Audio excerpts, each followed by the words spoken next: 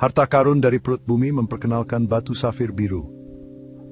Batu safir biru, sebuah batu permata yang memikat hati, telah memesona manusia selama berabad-abad. Warna birunya yang memukau, mulai dari biru langit yang pucat hingga biru laut yang dalam, membangkitkan rasa tenang dan kagum. Sering dikaitkan dengan kerajaan, kebijaksanaan, dan kesetiaan, batu safir biru menempati posisi penting di dunia permata. Lebih dari sekadar batu yang indah, batu safir biru adalah varietas dari mineral korundum yang dikenal karena kekerasannya yang luar biasa.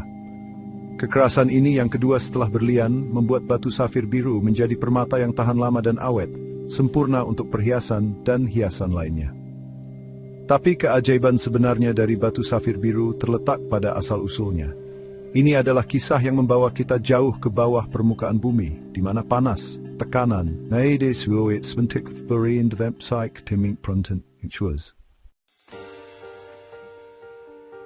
lahir dari panas dan tekanan asal-usul batu safir biru dari kedalaman bumi. Perjalanan batu safir biru dimulai jauh di dalam kerak bumi, di lingkungan yang sangat berbeda dari permukaan yang kita kenal. Dimulai dengan mineral korundum, yang terutama terbentuk dari aluminium oksida.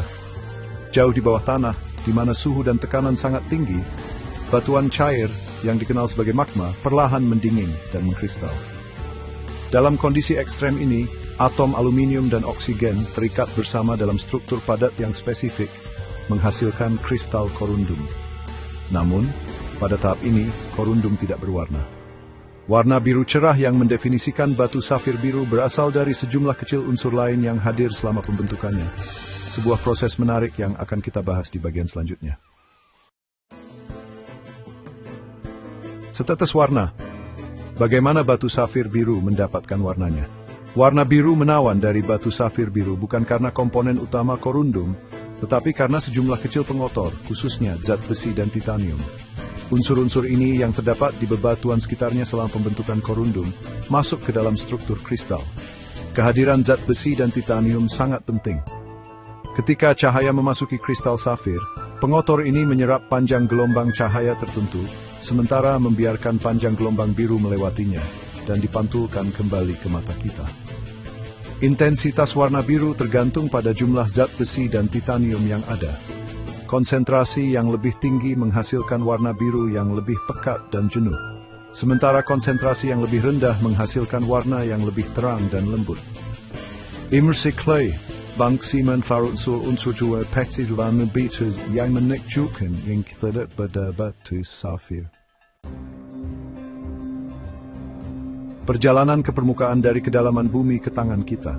Pembentukan batu safir biru jauh di dalam bumi hanyalah awal dari kisahnya. Agar permata indah ini dapat dikagumi dan dihargai, mereka harus sampai ke permukaan bumi.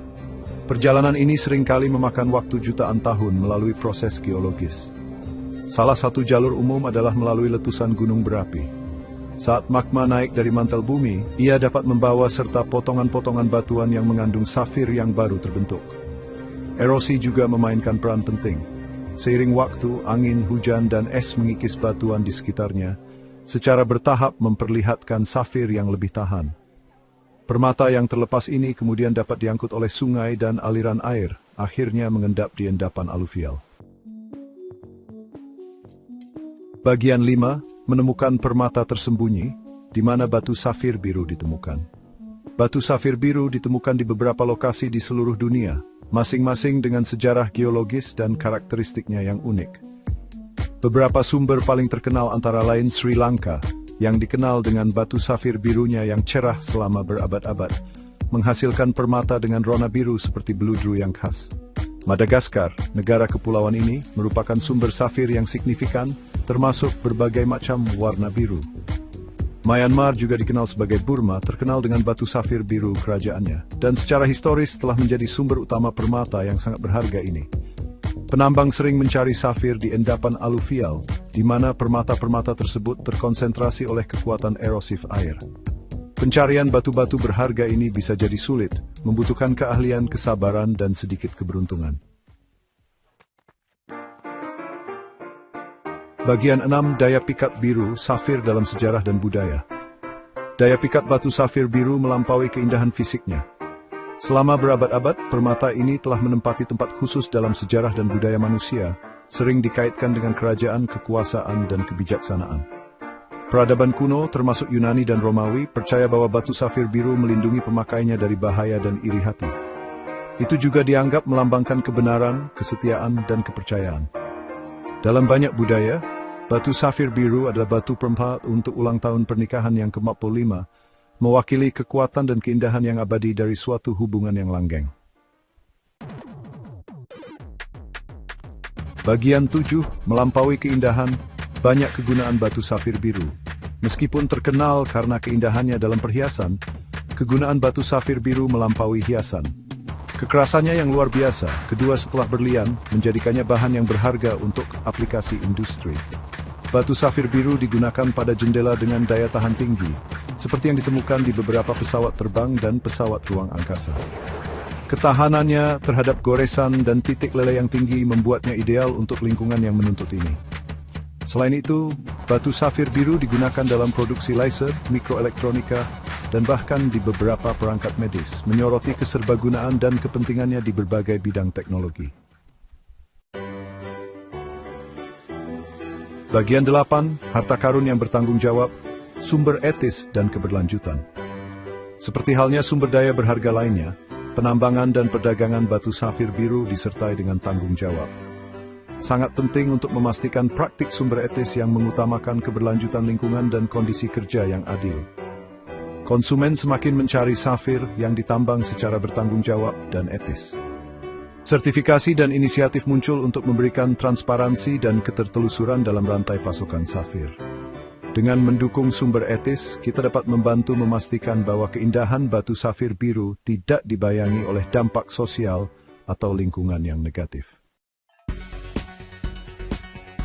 Bagian 9, bukti waktu dan bumi, keajaiban batu safir biru yang abadi. Dari asal-usulnya yang berapi-api jauh di dalam bumi, hingga tempatnya yang didambakan dalam sejarah manusia, batu safir biru berdiri sebagai bukti kekuatan dan keajaiban alam. Interaksi antara kekuatan geologis, waktu, dan kebetulan menciptakan permata berharga ini. Setiap batu membawa kisah unik di kedalamannya. Saat kita mengagumi rona biru safir yang memukau, kita diingatkan akan kemampuan bumi yang luar biasa untuk menciptakan keindahan dan nilai selama ribuan tahun. Dan saat kita terus menghargai dan melindungi sumber daya berharga ini, kita memastikan bahwa daya pikat dan keajaibannya akan diwariskan turun-temurun.